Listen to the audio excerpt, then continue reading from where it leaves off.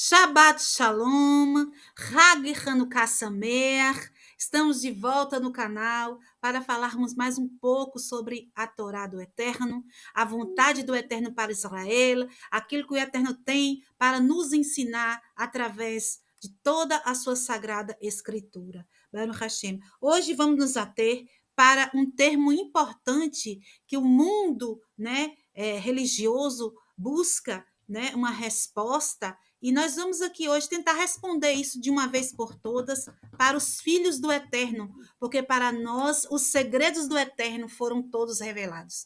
Não temos, então, mais nenhuma obscuridade sobre a palavra do Eterno, porque para os judeus foram dados os oráculos do Eterno. Baruch Hashem. Então, vou começar com a leitura do livro de Daniel, no capítulo 7, a partir do versículo 2, e diz assim: Falou Daniel e disse: Eu estava olhando numa visão noturna e os 4 ventos dos céus agitavam o mar grande. E 4 grandes animais diferentes uns dos outros subiam do mar. O primeiro era como um leão e tinha asas de águia. E eu estava olhando até que lhe foram arrancadas as asas e foi levantado da terra e posto em pé como um homem. E foi-lhe dado um coração de homem. E continuei olhando e vejo aqui o segundo animal, semelhante a um urso, o qual se levantou de um lado, tendo da boca 3 costelas entre os seus dentes, e foi-lhe dito isto. Continuei olhando, e vejo aqui outro semelhante a um leopardo, e tinha nas costas 4 asas de ave. Tinha também este animal 4 cabeças, e foi-lhe dado domínio. Depois disto, eu continuava olhando em visões noturnas, e vejo aqui um 4º animal, terrível e espantoso, e muito forte, e tinha grandes dentes de ferro. E ele devorava e fazia em pedaços, e pisava os pés o que sobrava. Era diferente de todos os animais que apareceram antes dele, e tinham 10 chifres. Eu considerava os chifres, e entre eles subiu outro chifre pequeno, diante do qual 3 dos primeiros chifres foram arrancados. E neste chifre havia olhos como os de um homem, e uma boca que falava grandes coisas. E continuei olhando até que foram postos os tronos e ao antigo dos dias, se assentou. Agora vamos pular para o versículo 13. Diz assim: Eu estava olhando nas minhas visões noturnas e via com as nuvens do céu um semelhante ao filho do homem, e veio o do antigos dias, o ancião, e fizeram chegar diante dele. E foi-lhe dado domínio e glória e um reino, para que todos os povos, nações, línguas o servissem. O seu domínio é um domínio eterno, que não passará, e o seu reino é um do que não será destruído. Baruch Hashem. Vamos ficar por aqui no versículo 14. Bendito seja o Eterno. Vamos então para a carta de revelação de Apocalipse, para o capítulo 13, a partir do versículo 15. Vamos ler lá. E também foi permitido para ela soprar um fôlego de vida. Não, vamos ver no versículo 11. E vi uma criatura subindo do solo. Ela possui 2 chifres, como um cordeiro, e falava com boca de crocodilo. E ela possuía toda a autoridade da primeira criatura e exigia a adoração da terra e dos habitantes dela, diante da primeira criatura, a qual foi curada do ferimento de morte. E fazia grandes milagres, até também descer fogo dos céus e na terra, aos olhos dos filhos do ser humano, e engana os habitantes da terra nos milagres que foram entregues para ela, para realizar diante da criatura, e falar com os moradores da terra, para fazer uma imagem para a criatura, que foi ferida no ferimento de espada e está viva. E também foi permitido para ela soprar fôlego de vida na imagem da criatura, até que pudesse falar, e para fazer um regulamento. Quem não adorar a imagem da criatura será morto. E determinou dizendo: tanto pequeno como grande, como pobre, como rico, como filho de nobres, foi descrito a todos uma marca sobre a mão direita e sobre a testa. E não poderia um homem, ao comprar e ao vender, não ter a marca. Ele é um nome da criatura, o número dela. Aqui está a sabedoria para direcionar e a prudência de contar, determinar o número da criatura, pois ele é o número do ser humano e seu número é um desafio, uma destruição. Vou mostrar para os irmãos aqui o número através das letras hebraicas. Então, aqui nós temos a letra... A imagem está... Deixa eu ver se eu consigo tirar aqui o brilho. Para conseguir ver. Baruch Hashem. Então, nós temos aqui a letra Kuf, que vale 100. Temos aqui a letra Samer, que vale 60. Temos a letra Resh, que vale 200. Temos a letra Nun, que vale 50. Temos a letra Resh, que vale 200. Temos a letra Vav, que vale 6. E temos a letra Nun, que vale 50. Quando fazemos a soma, dá a numerologia 666.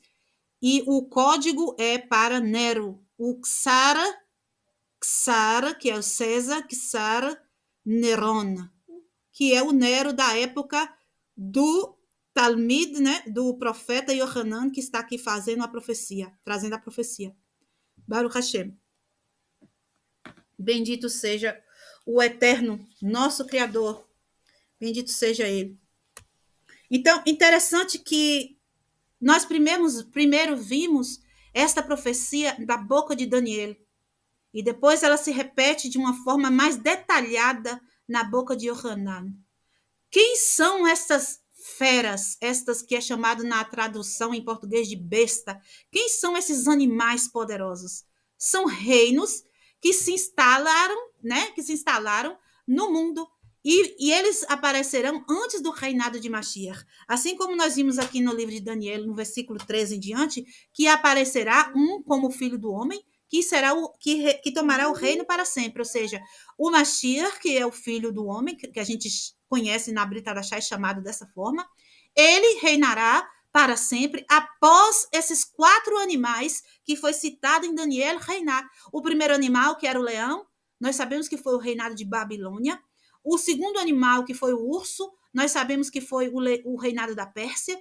O terceiro animal, que foi o leopardo com 4 cabeças, nós sabemos que foi a Grécia. Inclusive, nós estamos na festa de Hanukkah, que lembra, né, desse império da Grécia, que existia 4 generais, ou seja, 4 cabeças espalhados no mundo civilizado para dominar toda a população, né?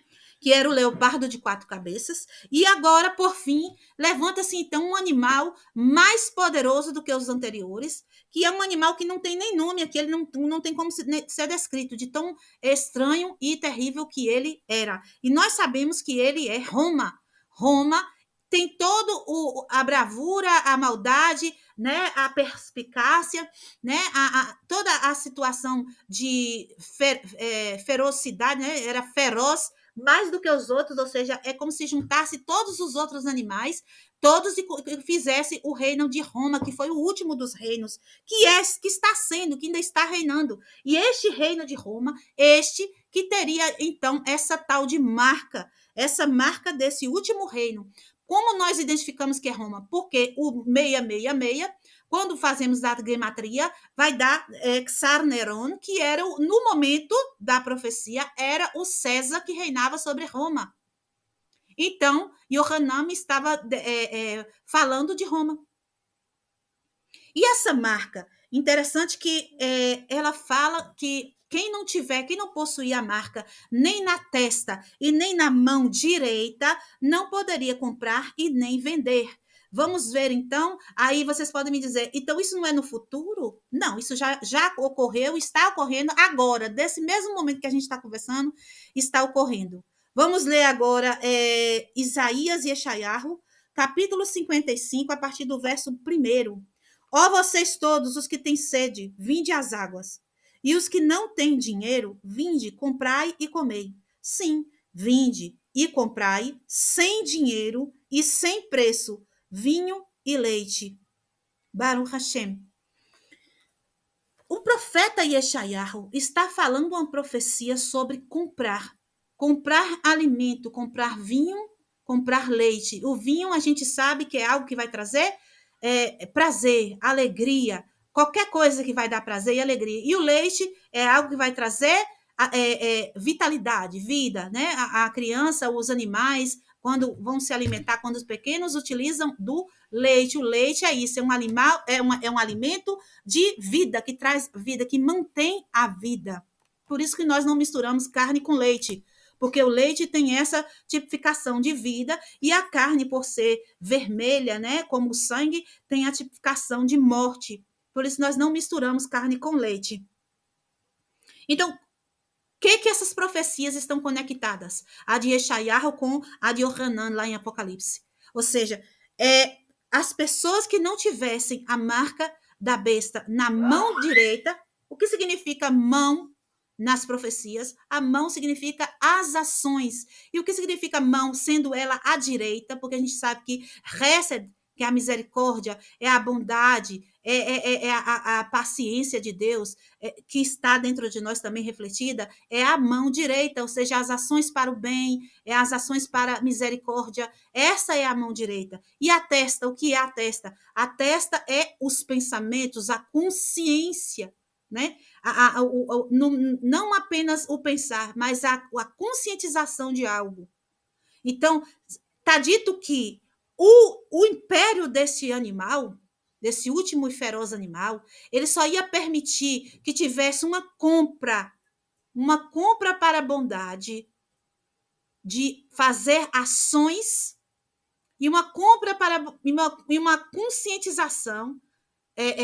Só ia permitido fazer uma compra se tivesse ações de misericórdia marcado por esse império e uma consciência marcada por esse império. O que quer dizer isso? Quer dizer que quando você e eu estamos envolvidos no sistema desse império, para esse império, para a visão deste império, para a visão das pessoas comuns desse império, que vivem nesse império, o que é o bem para eles tem que ter a marca deles nas ações e tem que ter a marca deles na mente. Qual é essa bendita marca ou maldita marca deste império nas ações e na consciência?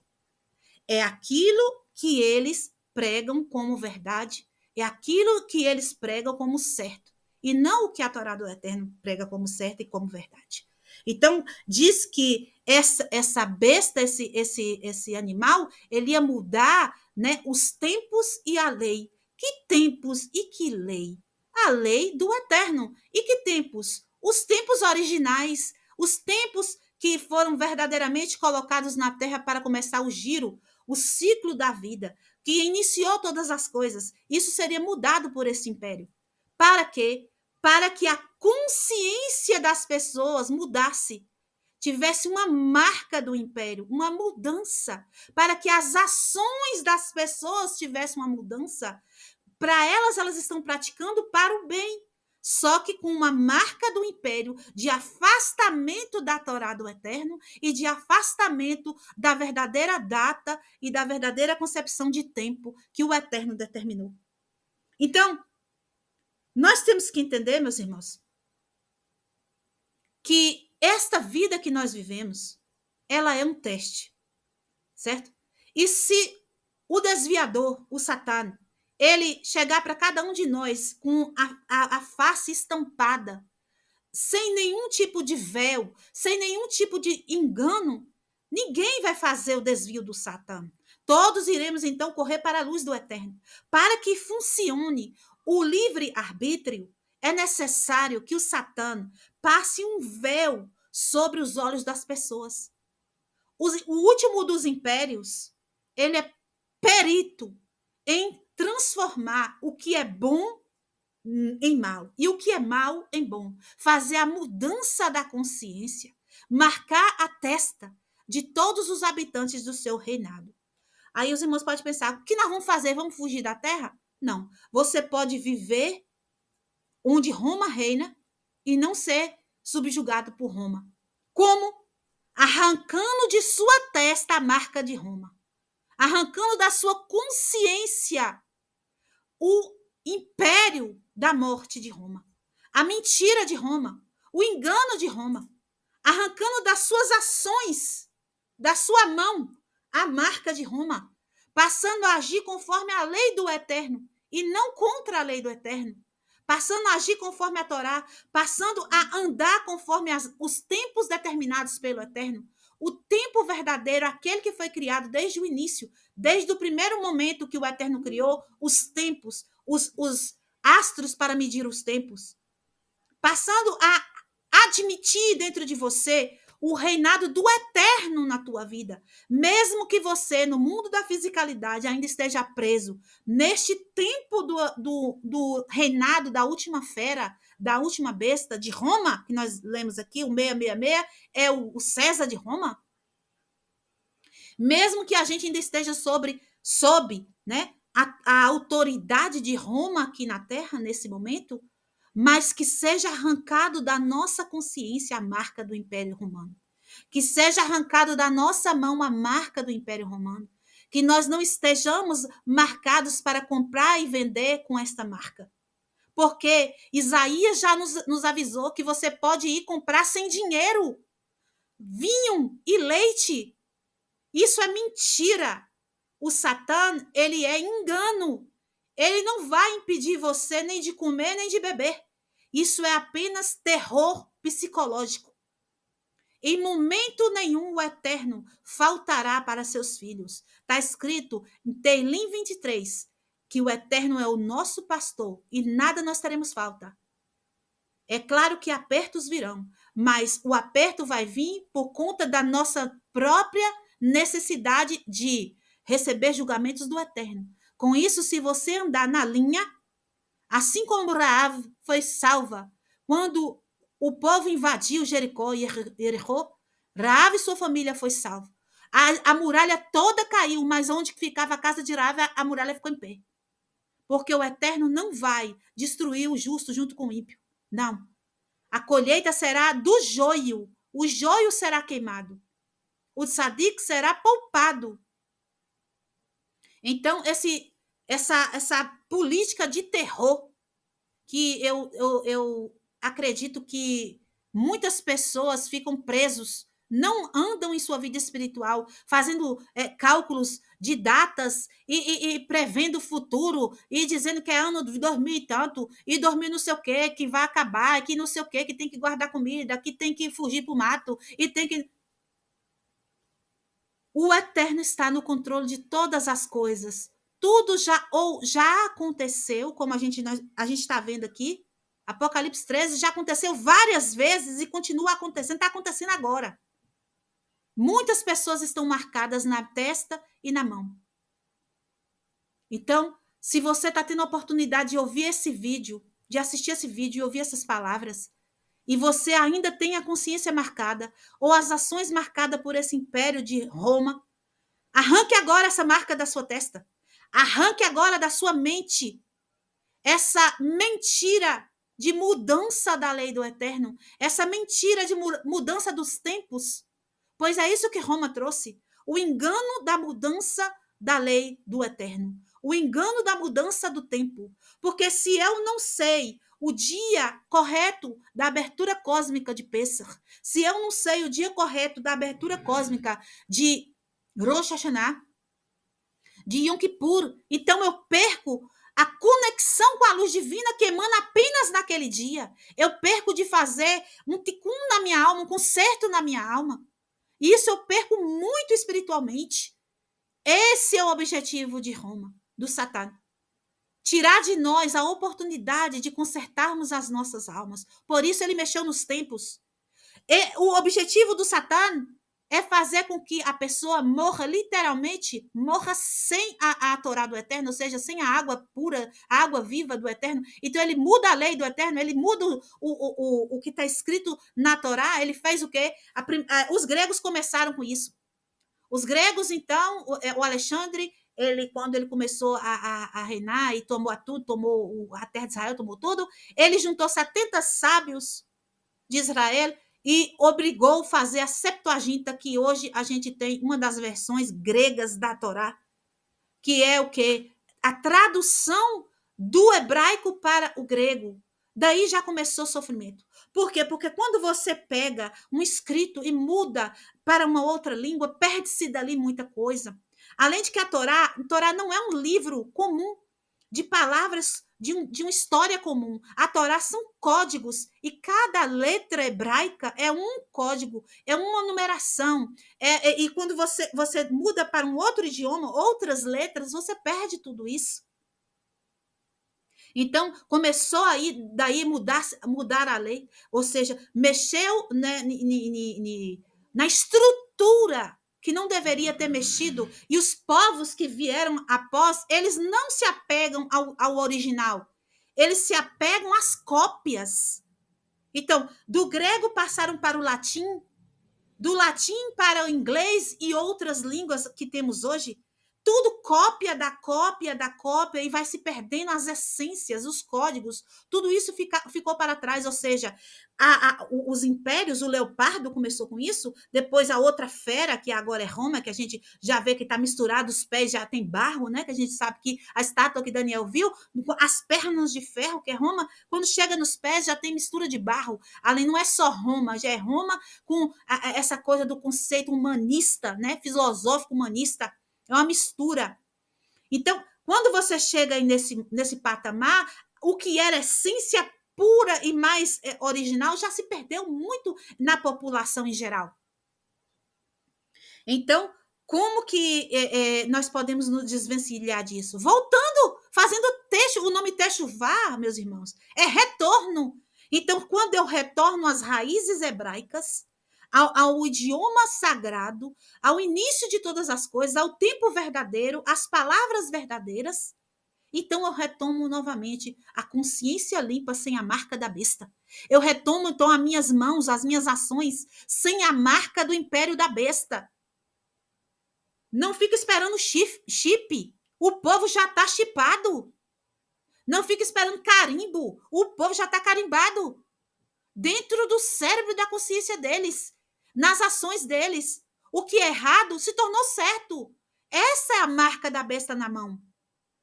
Essa é a marca da besta na mente, na testa. Nós estamos andando no meio de pessoas marcadas. Assim como a música do cantor Vida de Gado. Povo marcado e povo feliz, porque eles acham que a felicidade é ser marcado pelo império da morte. A consciência está cauterizada. Certo? Baruch Hashem. E qual é a solução para tudo isso? Micha morra baelim Adonai. Micha morra nedar bakodesh. Nora terriloto sefele. Os nossos irmãos Hasmodim, os Hasmoneus, eles cantaram esta canção. E por conta dessa canção, deram-lhe os nomes de Macabim, as iniciais de Mihamorra Baelim Adonai. E eles conseguiram, então, atravessar aquele mar.